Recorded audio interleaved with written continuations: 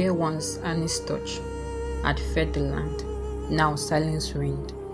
Her voice, once heard in roots and rivers, was gone. The earth no longer sang, it waited.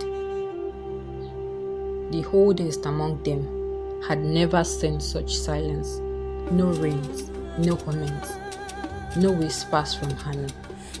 Even the winds were quiet, like the world was holding its breath. She had left as a seeker. She returned as something more, not a warrior, not a goddess, a keeper of fire, a bearer of chi. Even shrines can't forget the sound of prayer. Her offering lay unanswered. The earth, once warm, was cold to the touch. Even the Dibia could not reach her. His chants were met with thunderless silence. The spirit world had closed its gates. In grief, the drum became a dirge. It did not summon joy. It marked absence. It called not to celebration, but to memory. But grief cannot drown truth forever. The river remembered her. Just one drop, just one whisper, a start. She has turned away, not out of anger, but sorrow. The land weeps, because the hearts upon it have turned to stone.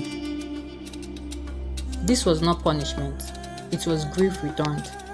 Annie had not abandoned them, they had forgotten her, in pride, in silence, in hunger for more.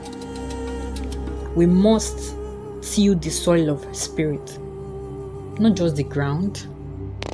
We must remember how to give, not only how to take.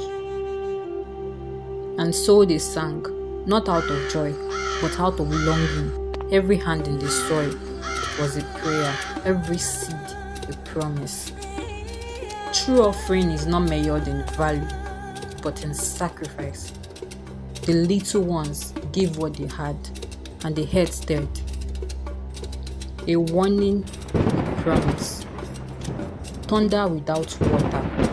Annie was listening, but not yet ready. Sometimes the land needs more than apology. It needs communion. She offered herself, not as priestess or savior, just as daughter. And from the silence came a whisper, not in language, but in life. Annie had not left. She had only waited to be remembered rightly. Not in fear, not in force, but in love with the soil open. Rain fell not as flood, but as blessing. The dry crackling drank like a long-lost child.